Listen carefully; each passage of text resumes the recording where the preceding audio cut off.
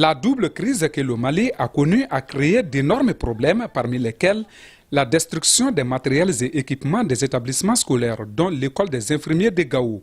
Cette situation rend difficile la formation des prestataires de santé dans les régions nord du Mali. C'est fort de ce constat que l'USAID, à travers son projet Capacity Plus, exécuté par IntraHealth, intervient dans cet établissement. L'un des actes concrets de cette intervention est l'octroi des bourses d'études à 204 étudiants de l'EG, dont 60% sont des femmes. Une action qui permettra de soutenir les familles les plus démunies.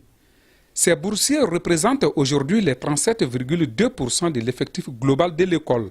Ce geste d'atténuation des effets de la crise est estimé à plus de 94 millions de francs CFA. Les boursières ne manquent pas d'occasion pour remercier ces bienfaits. J'ai la satisfaction de pouvoir accomplir un rêve d'être une sage-femme grâce à l'accompagnement de l'USAID à travers son projet Capacity Plus.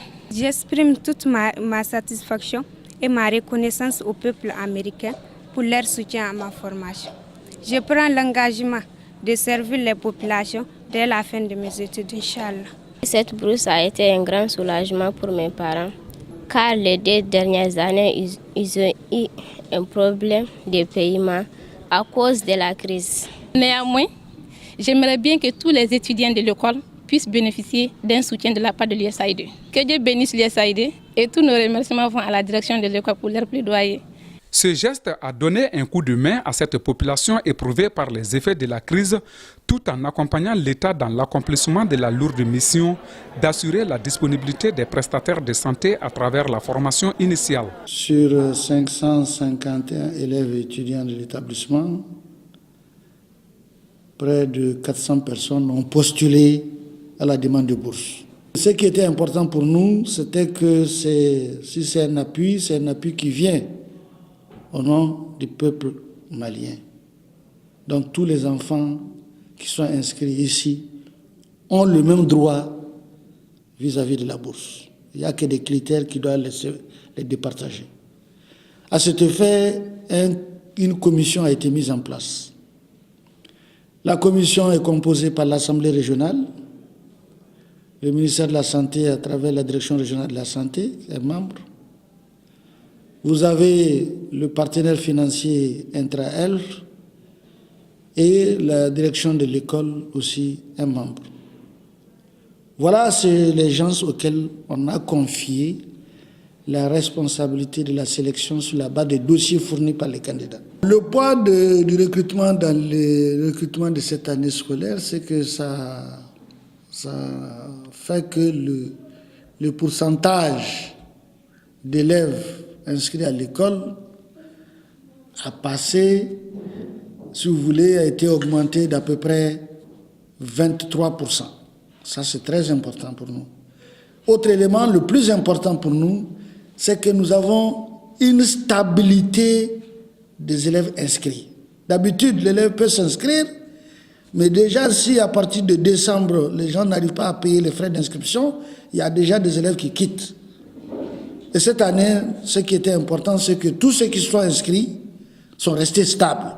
Au-delà des bourses, le projet appuie également l'établissement pour l'amélioration de la qualité de la formation au sein de l'école à travers le renforcement des capacités des enseignants et encadreurs en andragogie et à NTIC. Je suis ici dans le cadre de renforcement de compétences quant à l'encadrement des élèves de cette école, l'école des infirmiers de Gao, qui chaque année, comme de coutume, envoie ses stagiaires sur notre territoire. Ceci, c'est vraiment de la grande collaboration qu'il y a entre notre région, la région de Tillabéri et la région de Gao. Sincèrement, je peux même dire que c'est quelque chose qui dit tout, si je peux le dire, il n'y en a pas eu de précédent. Vraiment, c'est pour la première fois que moi, on me fait déplacer pour m'amener dans une école dans le souci tout simplement de renforcer les capacités des stagiaires de cette école. En plus, l'établissement a été doté en matériel pédagogique, didactique et en mannequins. J'avoue que à la rentrée, on se demandait qu'est-ce qu'il fallait faire. Parce qu'une école sans support pédagogique, une école sans matériel informatique, c'est difficile en fait. On ne peut pas faire une formation dans un établissement de santé où il n'y a pas de mannequin, il n'y a pas de matériel de support pédagogique. Ça, c'est difficile. Parce que tout ce que nous avons ici, on avait un matériel pédagogique évalué à près de 160 millions qu'on a pu mettre sur place de 2000 à 2010. Mais tout ça là a été pillé et rien n'est resté.